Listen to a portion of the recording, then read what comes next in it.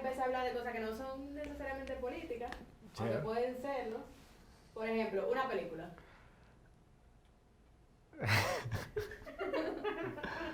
Joker.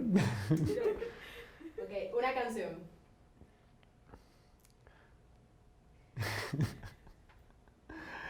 Yo vine con otro chip, fue de la cabeza. Por eso estamos haciendo. A mí me gusta mucho Al lado del camino de Fito Páez. Power Ranger, Dragon Ball Z o Caballero del Zodiaco. Power Ranger, el azul.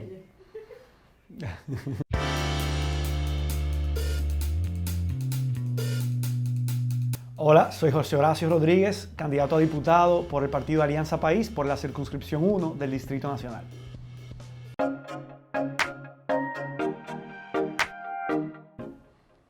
A mí me gustó de todo. Yo iba a ser, pero tradicional. Yo pensé en ser, yo iba a estudiar administración de empresas, yo iba a estudiar economía, yo iba a estudiar publicidad, yo iba a estudiar teatro. A mí me gustaba mucho el teatro. Mi abuelo, yo llevo su nombre, José Horacio Rodríguez, y vino en la expedición de Constanza Maimón Isterondo en el año 59, en la expedición que se conoce como el 14 de junio. Dejó a su esposa, a sus 3 hijos, para embarcarse en una expedición para tratar de derrocar la tiranía, que aquí haya democracia. Minerva Mirabal. Ella es como inspiración, representa una generación que soñaba con la posibilidad de vivir en un país con justicia. Ella era una amante de la lectura, ella era una soñadora y comprometida con sus principios hasta el final, lo que la llevó incluso, le costó la vida. Ella pudo perfectamente haberse quedado en su casa, ya sabía que estaba siendo amenazada y sin embargo su principio estaban por encima de eso, su coraje, su valor. Había que atreverse y tener mucha valentía para poder, en ese contexto, hacer lo que ella hizo.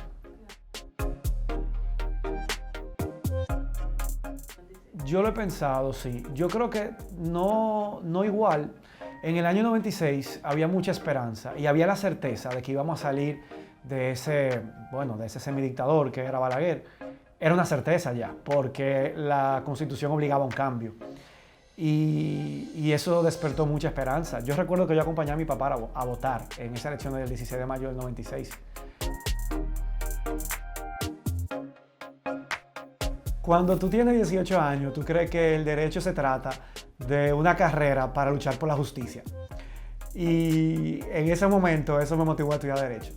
Pero luego tú te vas dando cuenta con el camino que el derecho es una profesión, una carrera sumamente interesante, puede ser apasionante, pero no tiene nada que ver con la búsqueda de la justicia. Es simplemente conocer todo el marco legal que te permite regular la vida en la sociedad. Y eso puede hacerse, sí, puede ser una herramienta para luchar por causas justas, pero la práctica y el ejercicio profesional del abogado del día a día es defender los intereses de los clientes, que pueden ser justos o no. Por lo tanto, yo descubrí realmente en la política la verdadera herramienta para luchar por la justicia.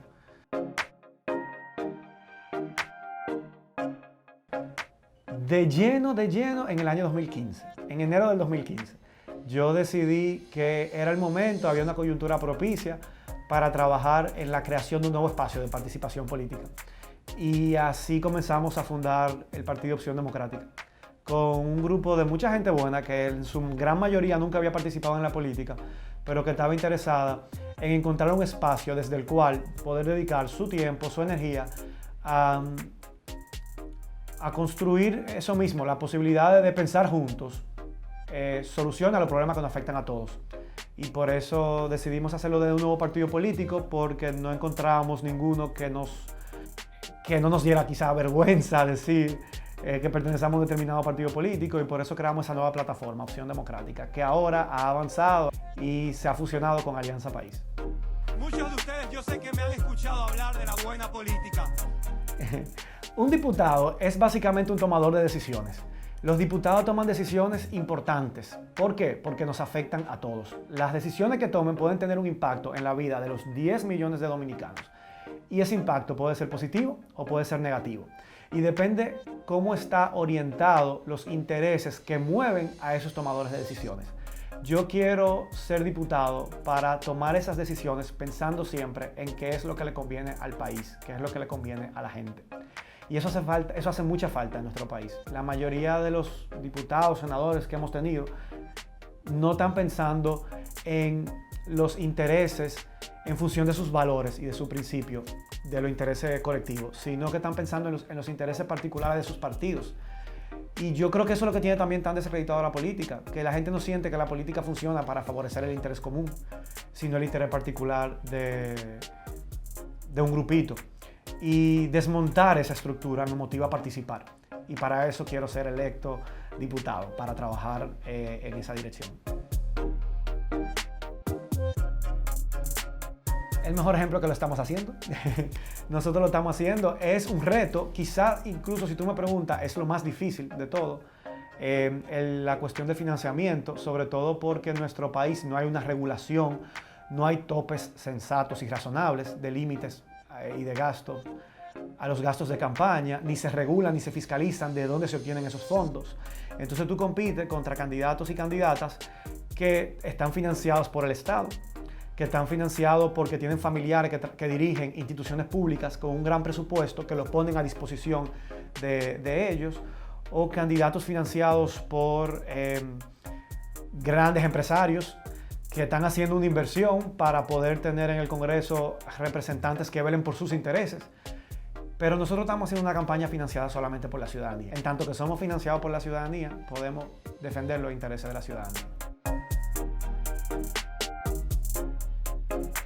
Hay que ser creativo y hay que pedir ayudas, hay que pedir colaboraciones, hay que tocar muchas puertas, pero la política sale más barata cuando tú no inviertes el dinero en clientelismo, cuando tú no andas comprando votos, sino que tu forma de ganar adhesión es a través de la persuasión. Nos estamos apoyando mucho en las redes sociales, que es una forma más económica de poder difundir nuestras ideas, y nos estamos apoyando también en la gente que cree en esto, que de manera desinteresada, porque está convencida de que hace falta tener mejor representación, está compartiendo nuestra propuesta y la está haciendo llegar a todo el mundo.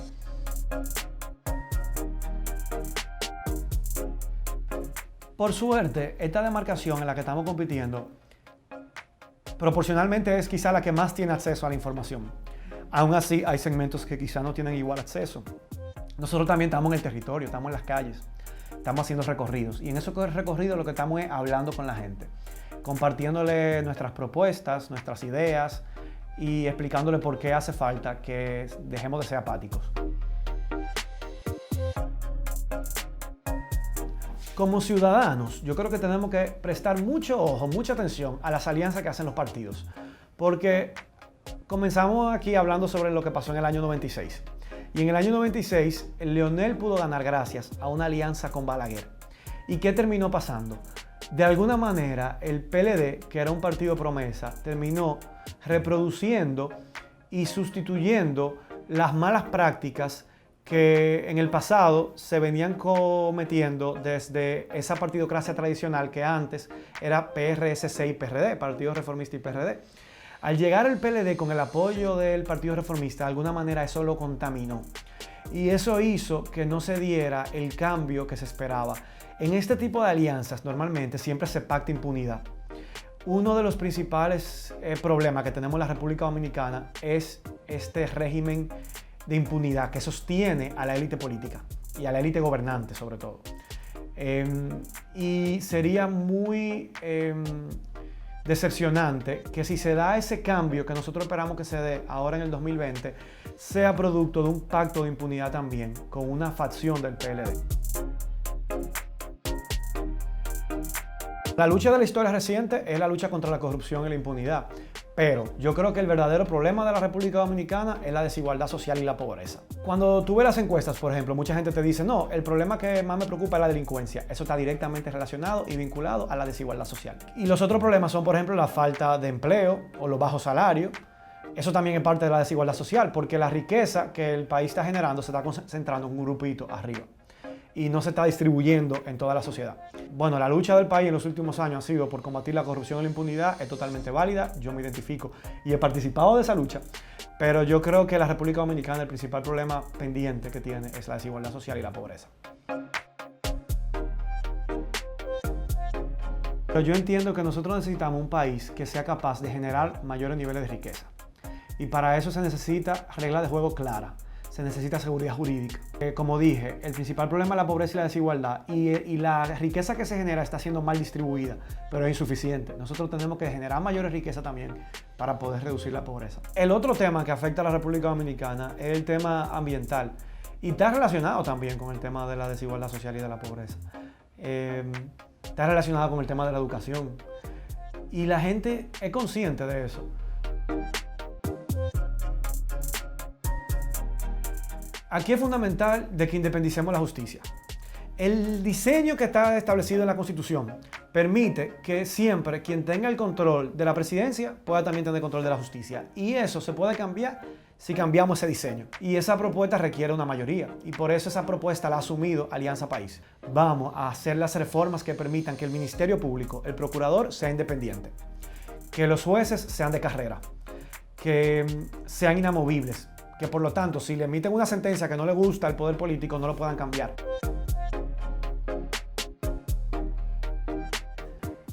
La función del Congreso, del Poder Legislativo, es legislar, aprobar las leyes y modificarlas, es fiscalizar, que es asegurarse y vigilar que esas leyes se cumplan y se cumplan bien, y es representar a la ciudadanía. Para eso se necesitan dos cámaras. Hay muchos países que ya tienen congresos unicamerales. El Senado es una cámara muy antidemocrática. Tú puedes tener un partido que haya sacado hasta el 40% de los votos, como ha pasado en el pasado, y no tiene un solo senador. Entonces, 40% de los electores prefirieron ese partido y ese partido no tiene una voz en esa cámara. ¿Por qué? Porque solamente se elige por espacios uninominales, donde el partido que gane, aunque sea con un voto más, se lleva ya esa plaza. Contrario a las demarcaciones plurinominales, como sucede en la Cámara de Diputados, que por ejemplo en la circunscripción 1 del distrito tú puedes elegir 6 diputados. Quiere decir que se van a distribuir proporcionalmente según los votos que sacó cada partido. Por lo tanto, yo pienso que si hablamos de eliminar una cámara, esa sería el Senado. Yo no veo cómo eso, tener dos cámaras, aporte en términos de calidad de la democracia. Y sin embargo sí tiene un costo muy alto. Actualmente el Congreso se encuentra paralizado producto de la lucha interna del partido del poder. Mira, nunca me ha dado ese miedo. Yo lo he visto, mucha gente que se ha convertido en todo aquello que criticaba, pero también he visto gente que ha pasado por la política y ha sido capaz de verlo y apartarse de eso.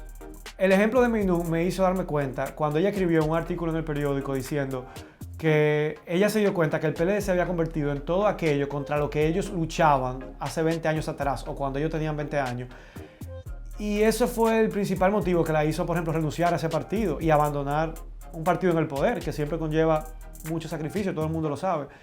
Me hizo darme cuenta de que hay políticos que sí se pueden mantener apegados y coherentes a lo que ellos creían. Nada, al contrario. El Estado ha decidido, por ejemplo, solucionar el problema energético construyendo plantas a carbón, que más bien ayudan a acelerar el cambio climático. Nosotros suscribimos el Acuerdo de París, en el cual nos comprometemos justamente a tomar medidas para reducir las emisiones que aceleran el cambio climático. Y lo que estamos es aumentándolas. En la República Dominicana tenemos pendiente aprobar una ley para el manejo de desechos y residuos sólidos. Y ese es uno de los compromisos con los que yo voy al Congreso, acelerar la aprobación de esa ley. Y hay leyes que tienen también que ver con promover la biodiversidad, promover la reforestación, y un tema importantísimo es que el Congreso asuma el rol de fiscalizar el trabajo del Ministerio de Medio Ambiente. No, yo no estoy de acuerdo. Yo creo que tiene que haber un régimen de consecuencia y tiene que combatirse la impunidad. Es decir, que los casos de criminalidad no queden impunes y tengan consecuencias, que se le aplique la ley. Ahora bien, yo creo que cuando una persona sale a delinquir, no está pensando si le van a dar 10 o 20 años de cárcel.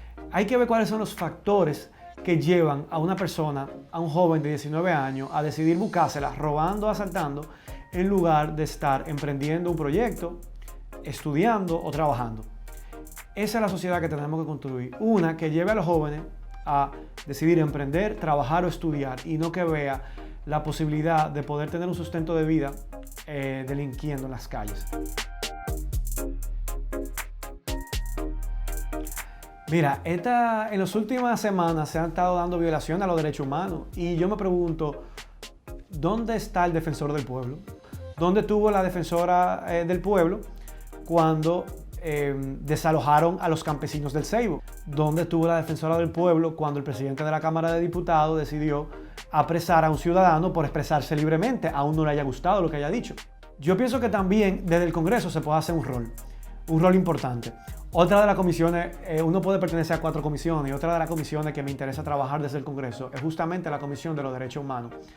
El Congreso puede fiscalizar cada una de las instituciones públicas que violan derechos humanos para supervisar, vigilar e incluso imponer sanciones si fuera el caso. Yo creo que un diputado que crea en los derechos humanos debió haber pedido que su presidente, que el presidente de la Cámara de Diputados, por ejemplo, sea sometido a la Comisión de Ética y Disciplina por haber ordenado el arresto de un ciudadano. Totalmente. Yo militantemente incluso me he manifestado y movilizado en marchas a favor de las 3 causales. Eso es básico, eso es fundamental. Somos de los pocos países del mundo que no han logrado aprobar esas 3 causales. Y eso va en perjuicio sobre todo de las mujeres pobres.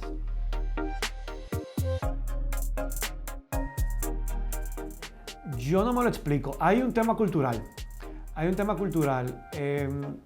Es algo que lamentablemente todavía en muchos segmentos sociales sigue siendo bien visto, o por lo menos no es mal visto. Muchos de esos casos constituyen alguna forma de violación y deben ser perseguidos por el Ministerio Público, porque una menor de edad no está en condiciones de ofrecer su consentimiento.